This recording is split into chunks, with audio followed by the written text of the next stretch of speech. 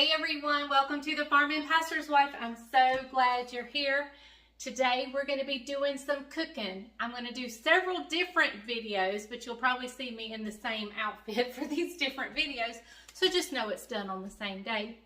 Today, if you remember back, let me just tell you what we're going to do today. We're going to do a persimmon pudding. That's right, a persimmon pudding. I know not everybody has access, but if you do, you need a good recipe. So here you go. If you're new here, welcome. I'm so glad you're here. I would love for you to hit subscribe. We're getting so close to 100,000 and we have a big giveaway and I want you to be a part of it. To be a part of it, you have to be subscribed. So with that being said, the intro is a great time to hit subscribe. If you're a loyal viewer and subscriber, welcome back. You know how much I love you. Hey darling, can I tell you what's been on my mind? Sick and tired of the 9 to 5 in the city life. Hey darling, we could get out of town, see the beautiful world around, wanna see it now. Pack our bags and get in that car, leave a little note and we'll drive real far. Let's get out, we can leave this city. Let's drive to the open air. Yeah, the countryside is...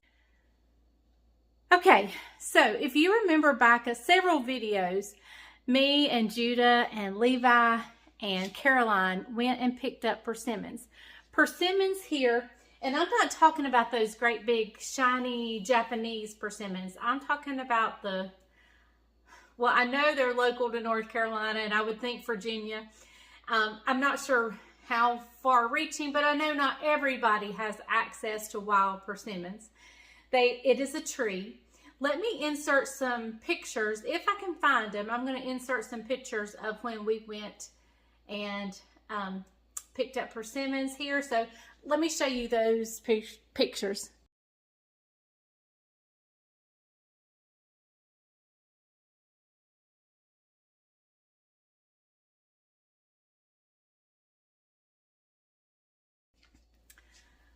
Okay, I'll also try to link down below the link to that video because coming home and squeezing out the persimmons is a job. It is a job. So when I say pulp, persimmon pulp is valuable. I mean, it is valuable because it's a lot of work to mix up and squeeze out all that pulp. But anyway, if you have access to persimmons or persimmon pulp, I'm going to show you an easy recipe. I've done a recipe on my channel before that called for 3 cups of pulp and it was very good. It was my mom's recipe. But there's also a 2-cup pulp recipe. And when I say pulp is like gold, it is. And so the less you can use, or a recipe that you can find that tastes just as good with less pulp, then that's one you need to go with. So this is that recipe. So my brother has asked for a pudding and I'm going to make Caroline one. So we're going to make 2 persimmon puddings today, but I will put down in the description the recipe for just 1 persimmon pudding in case you can get some pulp. Now you can contact our farmers markets in the North Carolina area. They may have somebody that sells pulp and will ship it to you if you would like to try it. So I know this recipe is probably not for everybody because not everybody has persimmons, but enjoy because you'll probably see a blooper. I'll probably do something wrong. So, all right, let me grab everything and I'll meet you back right here. Okay, so I am doubling the recipe. So I will leave the correct recipe for 1 down below. So I'm not going to give you measurements. But just know that this recipe is the one I call my 2-cup recipe. There's only a couple things that have odd numbers, and that would be the butter and what else? Eggs. So the original recipe calls for 1 stick of butter for 1 pudding and 3 eggs. So I'm pretty sure That's the only thing that's different.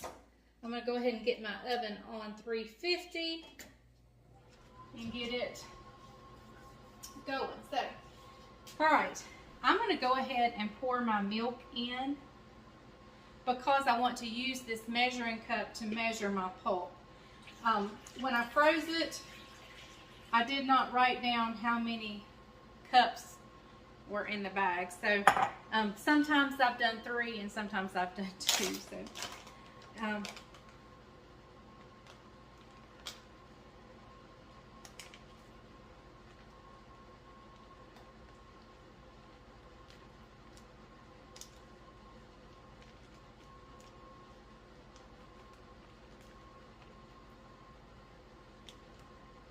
I mean, just the pulp is so good.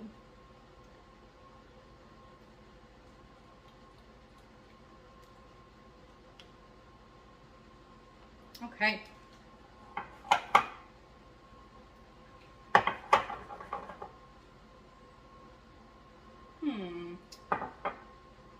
I'm gonna go get some more pulp out and see how much is in each bag. I think that looks like a cup, so I may need to thaw some more pulp.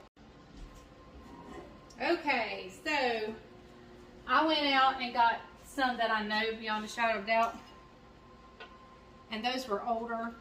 I was a little iffy about using those because I didn't know if they'd been freezer burnt. So I got the ones I did this year and have brought them, and they are thawing in the microwave. So let's just go ahead and mix the rest of our stuff together. I've got 6 eggs here, but remember, I'm doubling the recipe.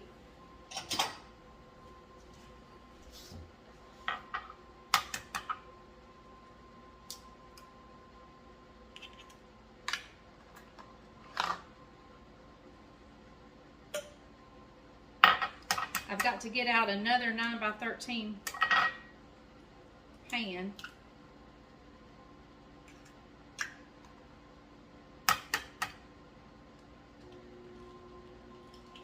I've got one out.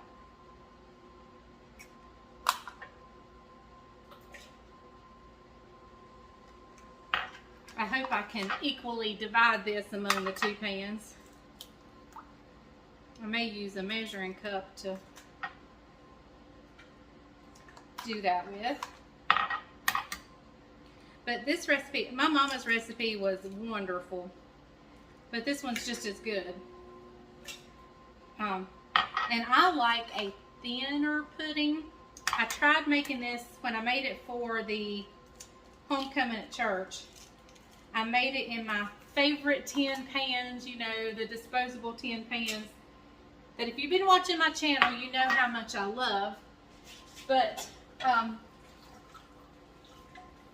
it made too thick of a pudding. So I would definitely suggest making this in a 9 by 13. Those tin pans are slightly smaller than a 9 by 13. And I think this definitely calls for a 9 by 13. All right, I'm going to whisk these eggs up. I'm going to run check my pudding as well, or my pulp. Okay, I thawed one of those on the stove top and just very lightly turned the heat on until it thawed. The other one is in the microwave thawing. So as soon as I get it out, we're going to mix our pulp in.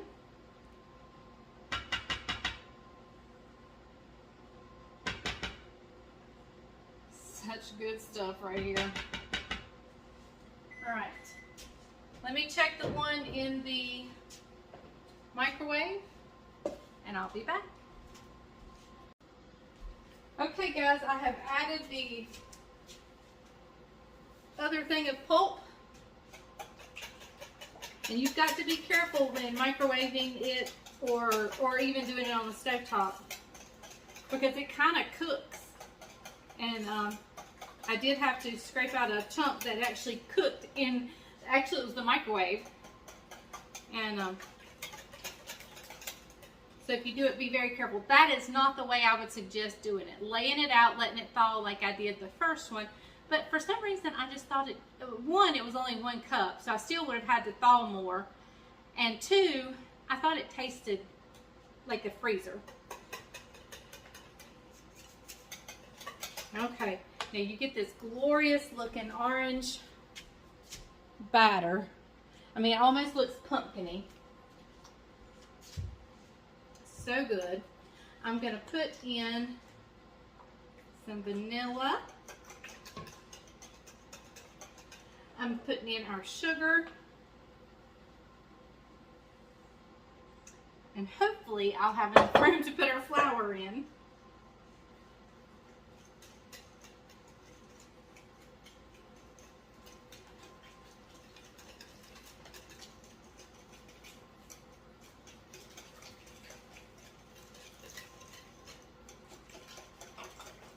Now you could, by all means, do this with a hand mixer. I would not drag out my stand mixer for this. It's so easy to mix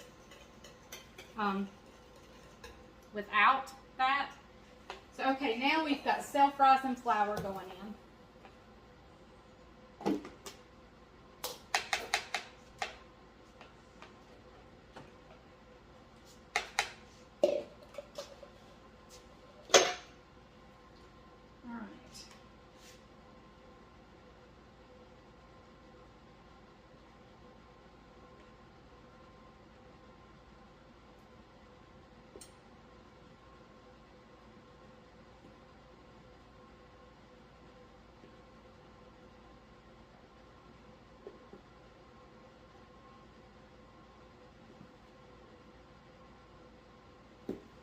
Okay. All right, so let's mix that up.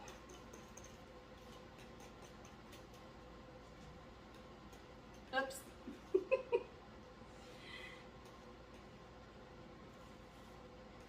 Maybe go slow until you get the flour incorporated in, and then you can speed up.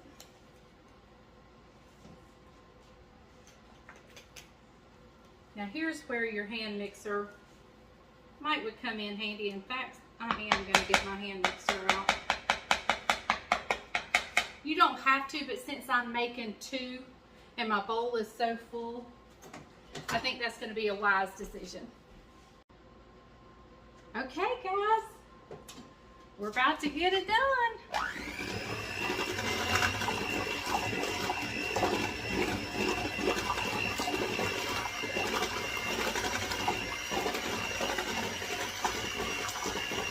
Now, if your flour is clumpy, you might want to sift it before it goes in here. Okay. My favorite part as a little girl when my mama would make this is a North Carolina traditional dessert, especially in this area. Lots of people make persimmon pudding. In fact, there are restaurants here that serve persimmon pudding. Anyway, as I was a little girl, my favorite memory was,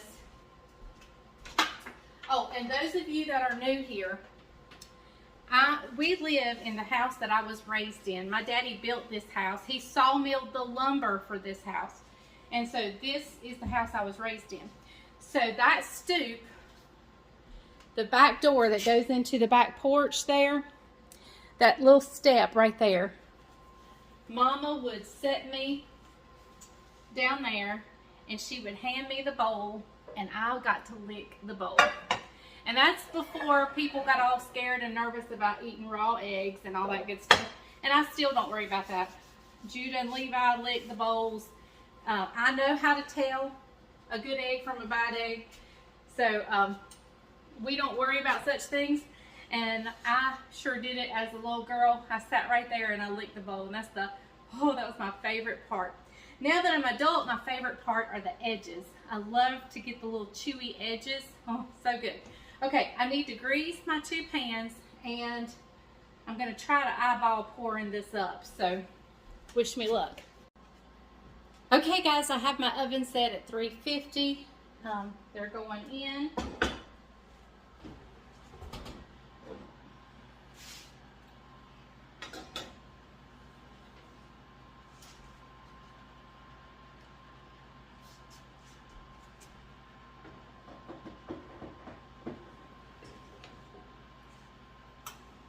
Okay, what I'll do is I'll let them cook for about 40 minutes, and then I'm just going to cut the oven off and let them sit in there. So I'll see you back when we get them out and we give it a taste test.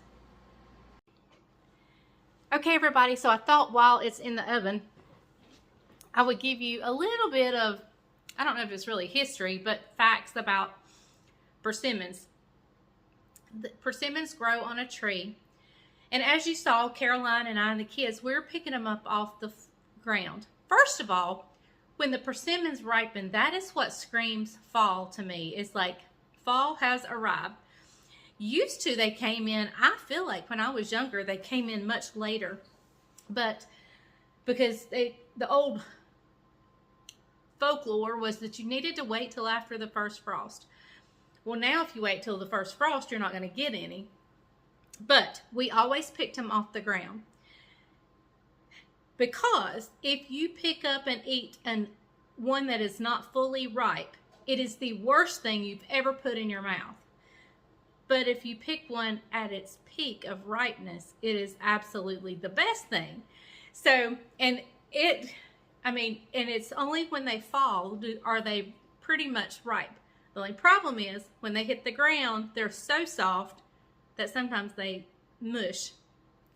People are so fanatical about their persimmons around here. I have driven down by places and seen tarps and bed sheets under trees to catch the ones that were falling, which is an excellent idea. I wish I had thought of that years ago, and I will probably try that next year. It is native to North Carolina and some of the surrounding states, and it is a highlight of a lot of people. It brings back many memories of childhood, and it, what's the word? There's a lot of nostalgia wrapped up in persimmons and persimmon pudding. Several cities have set days apart for persimmons. There are cities that have festivals for persimmons. At our chicken stew that we have, you can pretty much guarantee there's going to be at least 2 persimmon puddings on the dessert table. And it just is a huge fall staple, and it's one that I just love. And it's fun going out and picking them up, and it's fun eating the pudding. Now, I wouldn't say it's so much fun squeezing it out, but this year, if you saw the video, Bryant and Isaac were in the kitchen helping, and that made it super fun. It was kind of like a family affair, and then Caroline gets to eat it.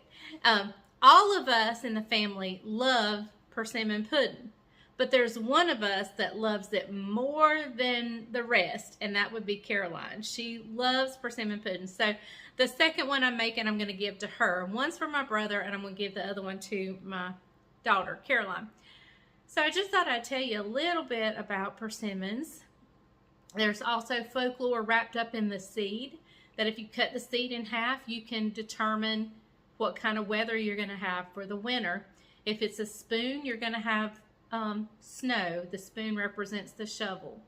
I can't remember what the fork is, but anyway, and the knife is like it's just going to be frigid and cold and icy and just cold. And I can't remember the fork, but anyway, it doesn't matter. But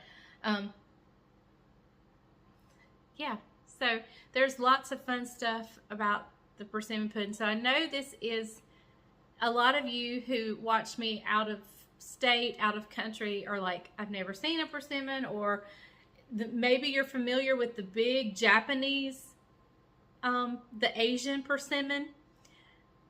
That is, I mean, it may be some kind of distant kin, but ours are very small. They're not hard. They're super, super soft, and I wouldn't know what to do with an Asian persimmon. I guess I need to look that up and maybe do something like that. But anyway, so I hope you've enjoyed this little tidbit of knowledge about persimmons. But it is definitely a staple of my childhood, my children's childhood, and now my grandbabies. So, all right, it won't be long before I turn the heat off, and I'm just going to let it sit in the oven for a while. Till then, I'm going to enjoy a cup of coffee and then get up and finish cleaning.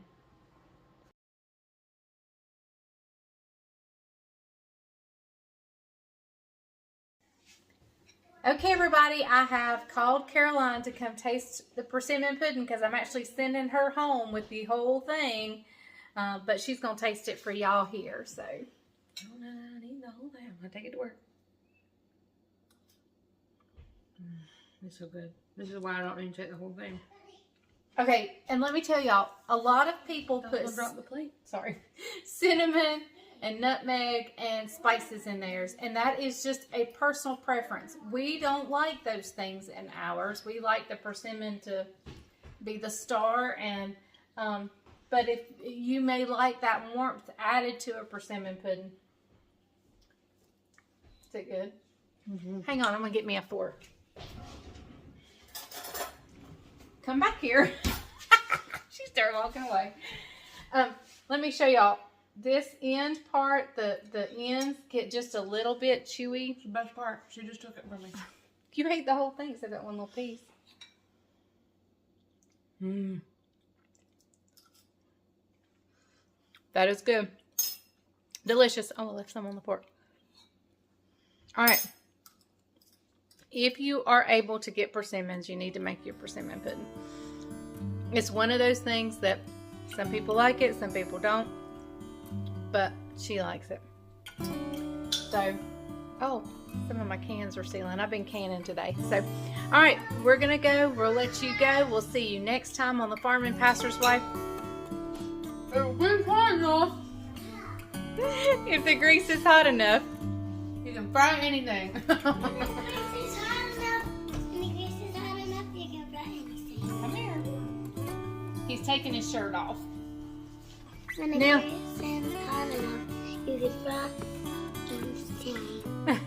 that's my boy. All right, see y'all next time. Bye, y'all. I think he wants to be on camera. Center of attention. Bye, y'all.